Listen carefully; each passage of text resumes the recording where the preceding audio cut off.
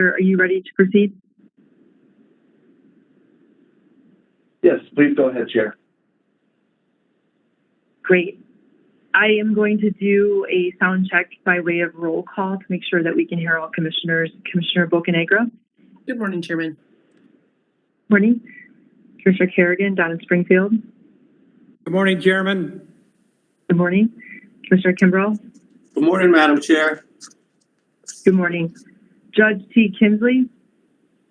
Good morning, Madam Chairman. Good morning. Under the Open Meetings Act and in accordance with the governor's executive orders, I call the May 27th, 2021 regular open meeting to order. Before we proceed, for clarity of the record, I would ask everyone to state their name before speaking and to speak slowly and clearly so that the court reporter can capture everything that is said. I have already checked that all four commissioners are present. We have a quorum. We have 10 requests to speak, and going in the order we received the request to speak, we'll hear from the following 10 people. First, Sarah Blanco. Second, Dat Luu. Third, Anthony Walraven. Fourth, Beau Barber. Fifth, Kenny Crowe. Sixth, Benjamin Theobald. Seventh, Trevin Gaffney. Eighth, Jessica Montsinger. Ninth, Marc Girdler. And 10th, Allan Axelrod. Under 2 Illinois Administrative Code Section 1700.10, any person desiring to address the Commission shall be allowed up to 3 minutes. My advisor, Tanya Rabchuk, will have the timer on the screen. Only one person may speak on behalf of any organization. Please note that the Commission will not respond directly to any comments. Any person wishing to make further comments may submit a written statement to the Commission. The written comments may be submitted by going onto the ICC website, which is icc.illinois.gov. Go to the e-docket system and look for the related docket and click the File a Comment link. You can also call the ICC's Consumer Services Division at 800-524-0795, and they will help you submit the comment. First, Sarah Blanco, are you on? Yes. Ms. Blanco, please state and spell your name for the record, and then we will start the clock. My name is Sarah Blanco. That's Sarah, S-A-R-A-H, Blanco, B-L-A-N-C-O. I'm with the Champaign-Urbana Party for Socialism and Liberation, and my comment this week is pretty short. Despite the way it's being portrayed, the pandemic is not over. We are nowhere near herd immunity. Children under 12 can't be vaccinated. In so many ways, people are living in a state of uncertainty. For many people with underlying health conditions, uncertainty about exactly how safe they are, people uncertain about when they'll have a job again. And some forms of uncertainty are entirely unnecessary. And one of these is uncertainty about being able to keep their lights on.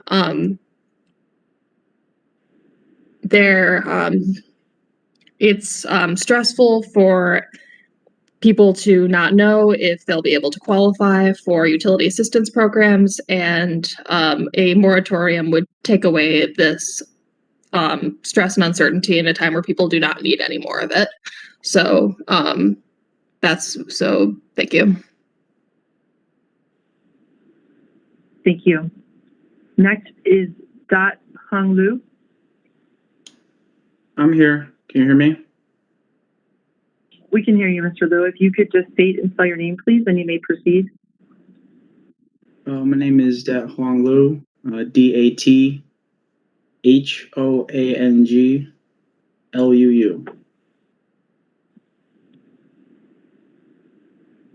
So I just want to say that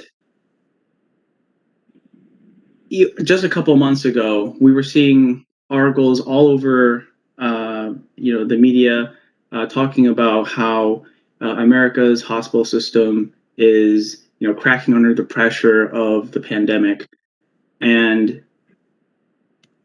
the acknowledgement from the Illinois legislators with passing the bill for utility relief, as well as the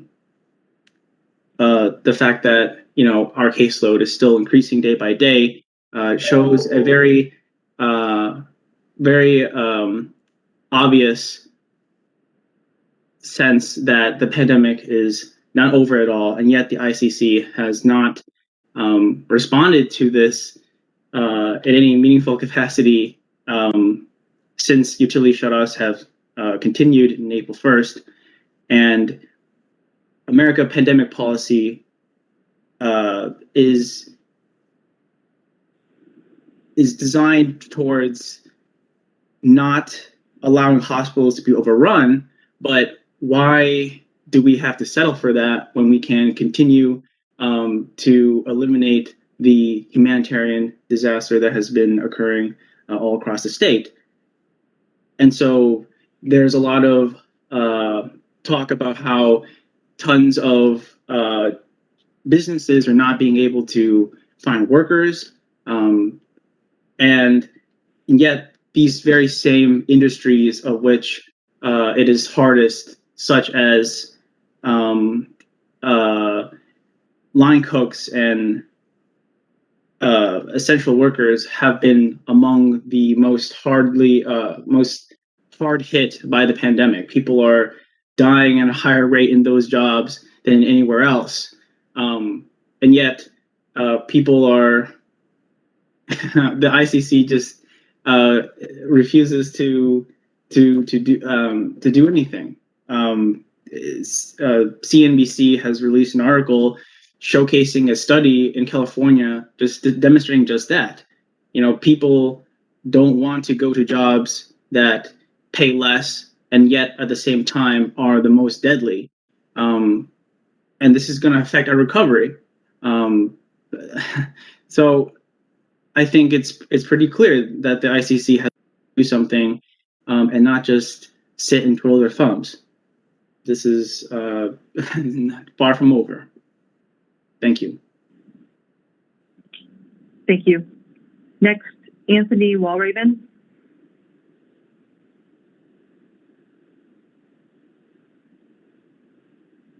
Okay, can you hear me? I can hear you, Mr. Walraven. Please state and spell your name, and then you may proceed. My name is Anthony Walraven. Anthony is A-N-E-H-O-N-Y. Walraven is W-A-L-R-A. V is in Victor, E-N. I want to thank you, members of the ICC, for allowing me the opportunity to speak with you today. I'm a co-chair of the Peoria Area Democratic Socialists of America, and I'm a proud member of ASME Local 3464 here in Peoria. Our DSA chapter is proud to be a part of the No Ameren Shutoff Coalition. I lived in Peoria my whole life, and I love my town, and that's why I'm here today, because brothers and sisters in Peoria are suffering. An April 15th Washington Post article highlighted the crisis my hometown is facing. During the fall, 5% of the households in zip code 61605 had their power shut off in the midst of the pandemic. This zip code is among one of the poorest in the country and is indicative of the economic destruction that's been wrought in my hometown as we've suffered deindustrialization and crisis capitalism. As this was going on, seemingly no one in Peoria was aware. What little safety net we had was completely inadequate to address those issues. People who couldn't file for unemployment because they were paid in cash were unable to get assistance. Mothers and fathers had to choose between food and water and electricity while trying to avoid getting sick while lacking basic necessities. And all this was going on with the limited moratorium that we already had in place. So unfortunately, it's only getting worse now. People making $300 a week are now being hit with $3,000 and $4,000 electrical bills. People who are now just getting back to work after months of inactivity are being asked to pay money they don't have to have the water turned on. Without a moratorium and with the limited reach of our safety net, I would ask the ICC to explain to the people of Peoria going through this how they're going to manage. Due to the work of many people in Peoria, awareness of this issue reached our city council. In a bipartisan measure passed 10-1, they called on the governor to institute a utility shutoff moratorium. I can assure you that my city's government is not a bastion of radical politics. Indeed, many of our council members are Republican. The citizens of Peoria need help. We need your help. In other parts of the state government, billion-dollar subsidies are being discussed for already profitable utility companies in the state. In the first quarter of 2021, the Ameren Corporation, the power provider in my area, announced a 64% increase on earnings per share year over year from 2020. Some of that money is directly coming from the misery of my neighbors. This pandemic has highlighted how the working class in Peoria and everywhere else in this state are expected to suffer so that the well-off can eat in their restaurants, have their stores stocked, and have their needs met. The very least that can be done is to ensure that everyone in Illinois has power and water in their homes when they get back from work. In conclusion, I ask that you support the institution of a utility moratorium that protects people over profits, that protects citizens over the utility, protects neighbors over utility companies that are making millions profiting off of providing basic human necessities. I ask that you allow Peoria, which has been kicked around for over 4 decades by crisis capitalism, that has had our unions broken and our jobs sent away, the ability to make sure that every child in our city has running water in their home and light to read by. Thank you for your time. Thank you, Mr. Walraven. Next, Beau Barber. Can you hear me? We can hear you, Mr. Barber. Okay. My name is Beau Barber, spelled Beaubarber.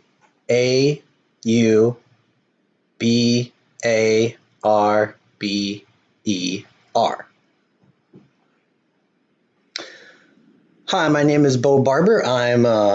I'm a precinct committee person for the Ogden 1 precinct, a part of the Champaign County Democratic Party, and I'm here to talk about, support for a moratorium as we have before and again, and here we are yet again. I'm here to talk about maybe some more recent stuff. So Aqua Illinois cited in their latest, their late compliance filing submission for the monthly cost and collection report for both March and April. They submitted both of those several days late with the excuse saying it was due to unanticipated personnel absence. I learned that through FOIA, through Freedom of Information Act, and I've learned that's just an excuse the ICC is willing to accept as it, quote, does not invoke or concern any ICC policy. Well, considering that, we're trying to figure out where people have been the most highly impacted and trying to, help put resources and focus, focus people's energies to help people get their power either restored or help prevent getting their power shut off. It's kind of good to have this stuff on a timely basis. Because, during this time, in March and April, when Aqua Illinois was allowed to submit their stuff much later, 935 households were disconnected by them across those 2 months. And I highly doubt a majority of those people had the opportunity of automatically being forgiven or given such, lax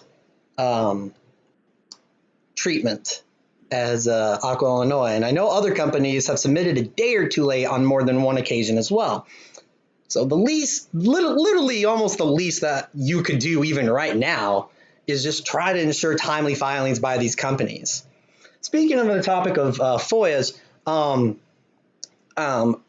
we know that the acronym NAS, which stands for No Amaranth Shutoffs, the coalition, that wasn't developed by the coalition itself. That was developed and mentioned by the ICC Stakeholder Council on Utility Shutoffs, and that was subject to FOIA too. And the delayed release of the previous ICC meetings video, that has provided the cause to learn now about the FOIA process for your body.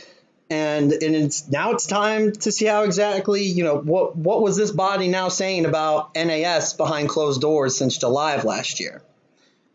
We know that moratoriums have shown to help prevent the spread of COVID-19. If I'm in your shoes, I don't care how close we are to being in the clear right now. You stack the deck so people and children like my niece who caught COVID are safe, and they can be safe until we truly are in the clear. To not do so is a deliberate choice on your part, and it's helping spread COVID-19 across the state to 2-year-olds like my niece. So, again, do your job. Thank you. Thank you, Mr. Barber. Next is Kenny Crowe.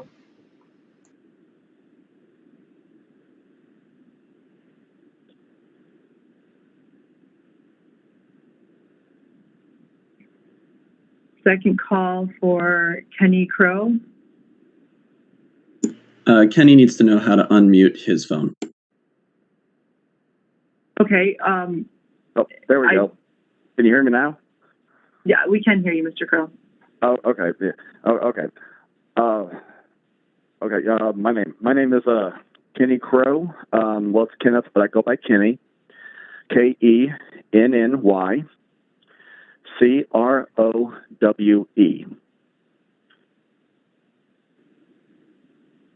You may proceed, Mr. Crowe. Okay. I would like to give you some facts. Christian County last month, that's where I live, had close to 50 power shutoffs, and Pana, the town I live in, had 15. And from the start of this pandemic, or at least several months ago, Christian County's had over 230, and Pana's had about 65.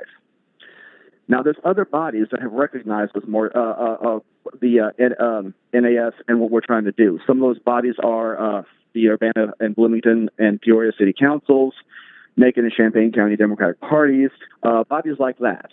I'd like you to know that a lot of this, what we're trying to do, it isn't about trying to get a free ride. So I think some people might think that. I myself, just so you know, I'm in no danger of a utility shutoff. I'm an essential worker, and I've been working through the entire pandemic, and I've made enough. But this is, however, about not holding people responsible for the things that they have no control over. Now, the state is starting to reopen, and there's a vaccine coming around, and that's all good news, but the lack of a proper amount of time for those who are suffering and have suffered the most is, as I feel, shameful. And these bodies, some of them that I mentioned, some of them that I didn't, they're already aware of this, and it doesn't seem like the ICC is.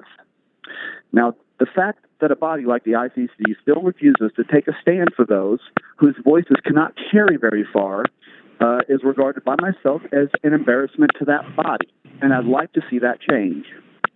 I, as a citizen of Illinois, am speaking today not for myself, but for those who are worried and for those who are trying to get back on their feet and who are once again finding themselves being given insufficient support or resources by their own government, which they're paying taxes for. Now, I live in a town where a man one time was in a Walgreens commenting about how he can't even afford to purchase cold medicine. Now, the point is, people are very poor in some parts of Illinois, and that man isn't necessarily lazy or unemployed. He's just a sufferer of crippling taxation, lack of social programs, and low wages. Now, when you have multi-$100 power bills and utility bills, that's a nightmare for some of these people. I mean, these people are the ones that are most affected. And they're people that you really never see. They blend into the background. And I care about them. That's why I wanted to speak today, is because I've noticed them. And they're waiting for bodies like the ICC to notice them too. So I would like to ask the ICC to stand with these other bodies and the people of Illinois and remember the slogan that we came out with months ago in this pandemic, all in Illinois. Because that's how we've all been trying to be. But Illinois' own Commerce Commission hasn't been all in. And I request that you get all in, please. I'm Kenny Crowe, and I represent the Christian County Democratic Socialists of America. Thank you for your time. Thank you, Mr. Crowe. Next is Benjamin Theobald. Yes, I am here. This is your co-reporter. Excuse me, Chair. Can you just remind everybody to please mute themselves if they're not speaking? Absolutely. Yes, it's a good reminder. Please mute your line if you are not speaking. Benjamin Theobald, are you unmuted? Yes, I should be. Am I coming in? Okay. All right. We can hear you. Please state and spell your name, and then we'll start the clock. Okay. My name is Ben Theobald, B-E-N, last name T-H-E-O-B-A-L-D.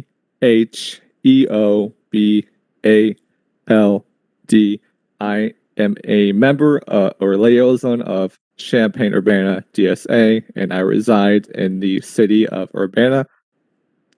And I am once again asking that a moratorium, preferably a mandatory moratorium, be put back on utilities here in Illinois.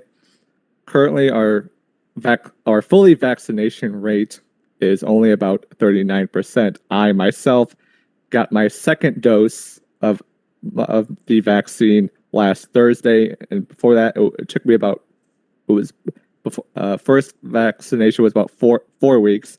So really, it took me a full month to get fully vaccinated. That's a long time for between then, and so this is going to be a long process until everyone in Illinois that can get the vaccine, and until we get to herd immunity.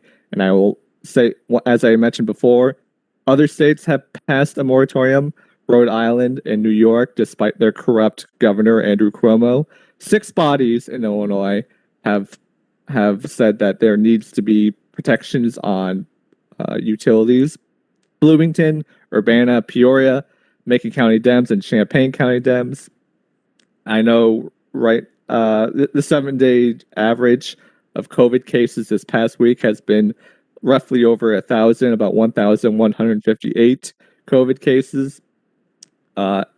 Unemployment numbers, which were just released a few hours ago, rose to 18,920 in the last week, which was up from 17,530. Obviously, finding employment during a pandemic isn't easy. As Dat Luu mentioned, a lot of people who maybe worked at jobs such as service worker jobs, perhaps maybe don't pay enough, probably are going to want to go back to those jobs that make them vulnerable, especially if they are parents. I just will remind you that the CDC last year, when the pandemic started, sent a letter to all 50 governors specifically about the needs for utility protections, because people can't live in how you can't protect yourself from things such as COVID if you're not able to wash your hands. And obviously nobody can live in a place without water. There was a story by the ABC 7 released that came out on May 4th, where tenants were being forced out from their local renters. She had fallen work on hard times. That's one of the first times I commented. Very similar, where a woman lost her job, and well, I think my time's coming out, so I'll just again say, please put back the moratorium on utility shutoffs here in Illinois. Thank you. Thank you. Next is Trevin Gaffney.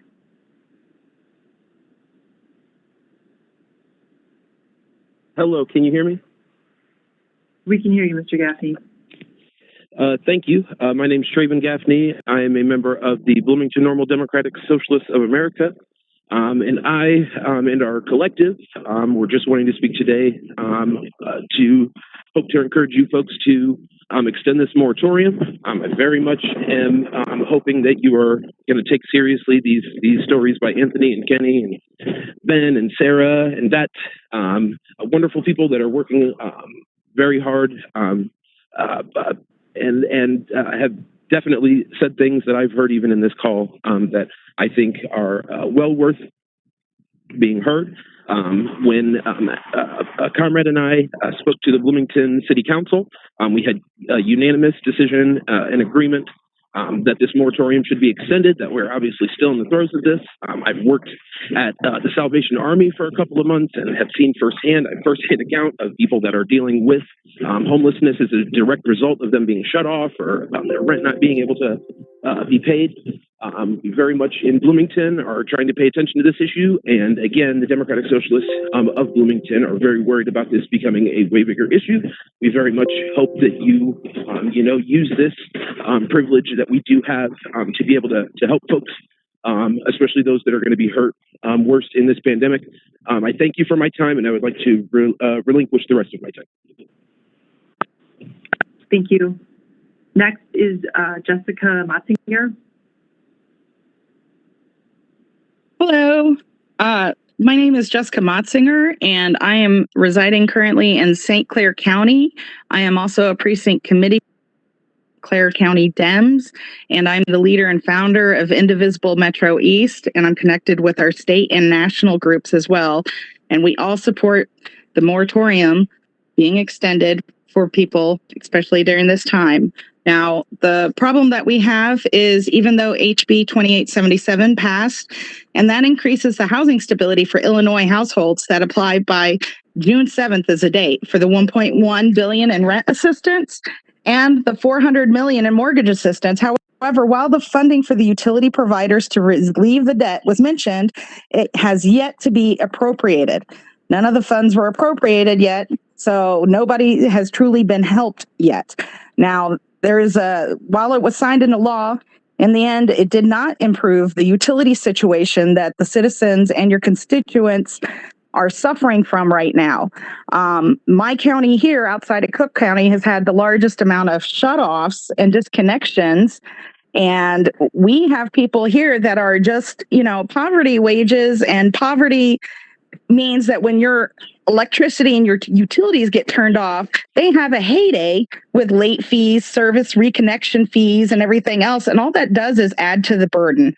Now, I know you guys have not really listened to our pleas and extended the moratorium, but I am asking you, give people a break. People are at a breaking point, even down here in Southern Illinois, and everyone I talk to wishes that they had a little bit of help, because the help hasn't come enough. It's not soon enough.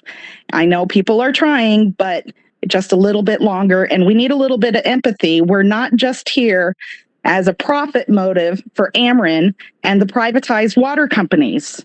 So please start viewing us as citizens. The poor are not somehow morally worse than the rest of folks. I am speaking as a person that I do not need Ameren. I have 33 solar panels. I did that because I've had my electric turned off multiple times while my husband was deployed and we had pay issues.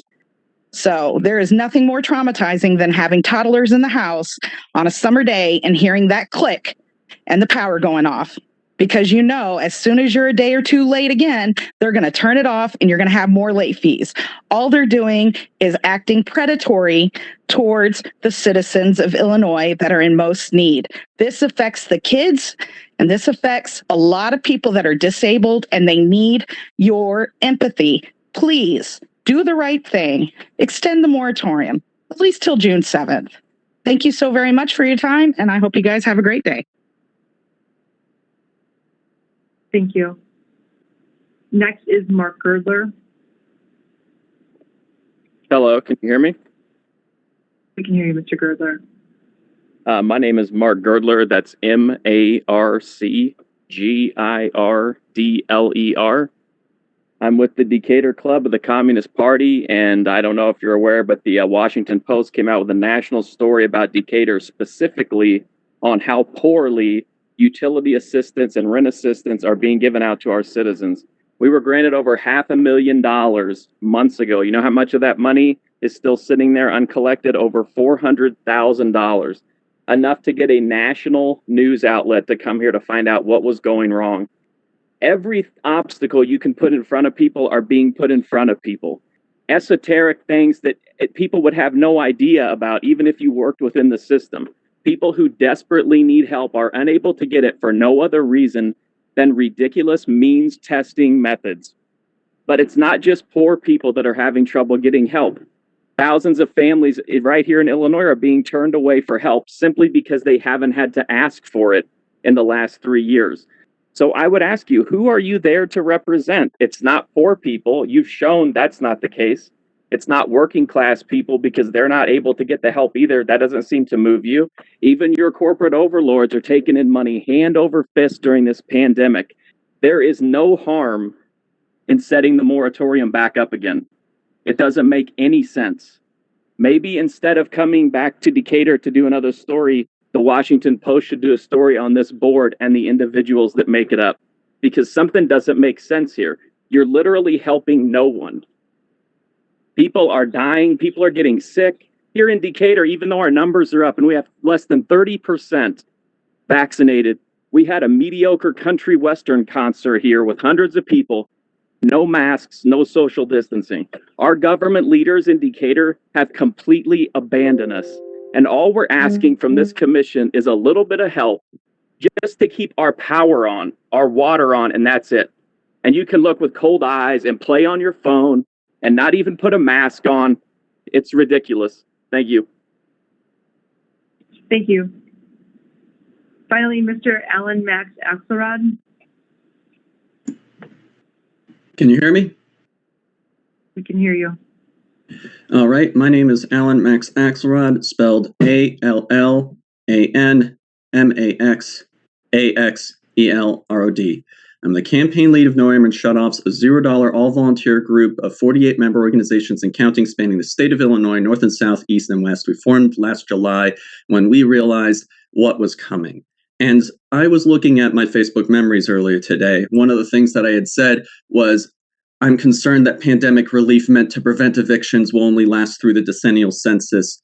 There are some things about this pandemic that were glaringly obvious because that was one of those things that exactly happened.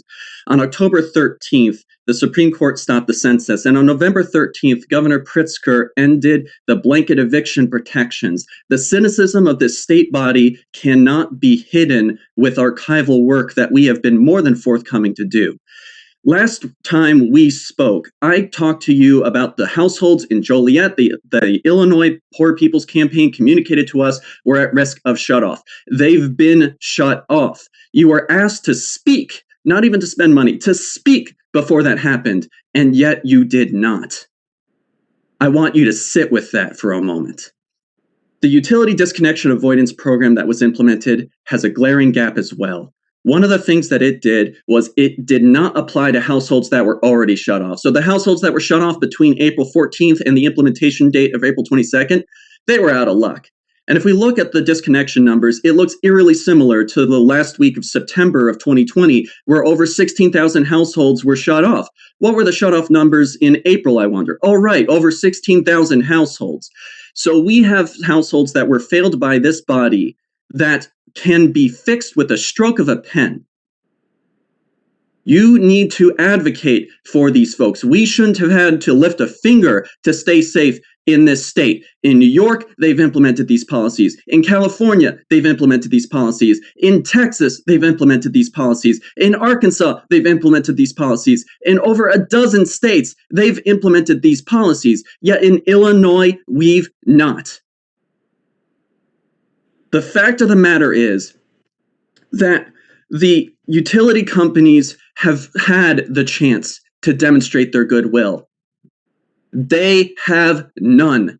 They were asked to provide the disconnection notices like they were required to up until April to the public health district. The water utilities said no. The power utilities said no. How much clearer do you need it to be? Maybe this will help. Other speakers have mentioned that 6 bodies have spoken up against utility shutoffs. As of this past Monday, it's 7. The McDonough County Democratic Party unanimously passed a resolution calling for a moratorium. When will you speak? Thank you. Thank you, Mr. Axelrod. Okay, this concludes our public comment. So we are going to move on to our agenda. First with our transportation